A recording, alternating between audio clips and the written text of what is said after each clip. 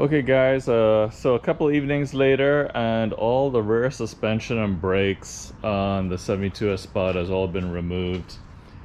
Here are the lower control arms for the rear on the right side removed.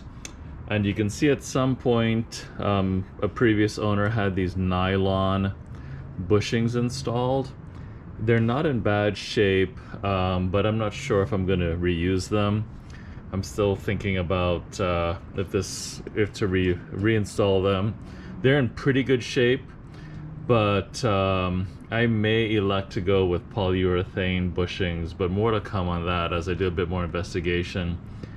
With these bushings that were installed, there's a lot of spacers, as you can see, that had to be installed to make sure that the arms didn't have too much slop inside the mounts on the car.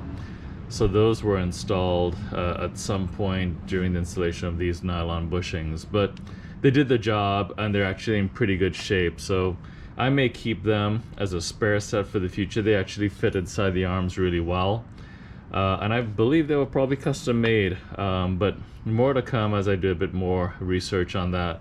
But at least I got the arms stripped and I'm going to drop them off to be powder coated this morning. So this is the right side here. Here's the left side, pretty much the same stuff. The left side lower arm, unfortunately, the bolt that runs through, here's part of it, it got welded onto the sleeve. So I had to end up cutting the bolt, which is quite a stout bolt, so it took quite a few hours to cut and sacrifice the bolt to get this arm out, but and then of course it damaged a piece of the bushing. Anyway, it all came out after several hours of careful cutting with my Sawzall and a couple new blades. And this is the left side, and then I'm gonna make sure that all you can see right here, all these mounts are going to be powder coated. You can see it's got quite a bit of surface rust, but in pretty good shape considering the car is, you know, 52 years old.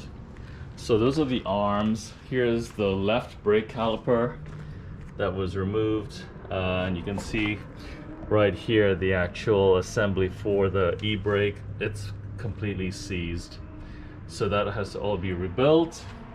You can see the old rotor here and some more fasteners and such, and I've already sent the shocks out to be rebuilt, so those are on its way.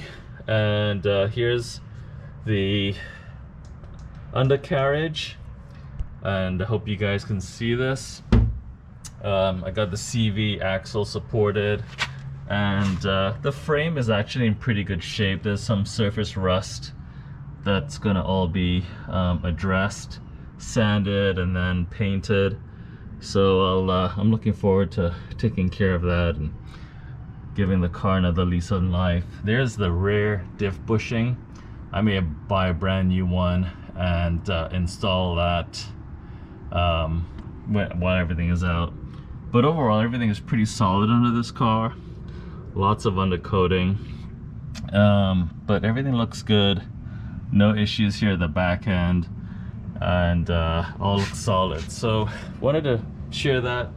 There's the spindle slash hub assembly, and it's in good shape as well. This is the left side, so I'll clean that and make sure it's all good to go. The bearings feel real good on it. There's no drag on the bearings, so all that's in pretty good shape. So anyway, we're making some progress, and please stay tuned, as there's a sway bar, and I'm gonna have that powder coated as well.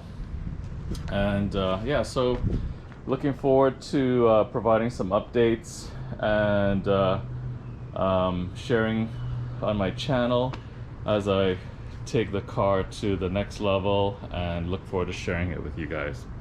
Stay tuned. Thanks. Take care. Bye.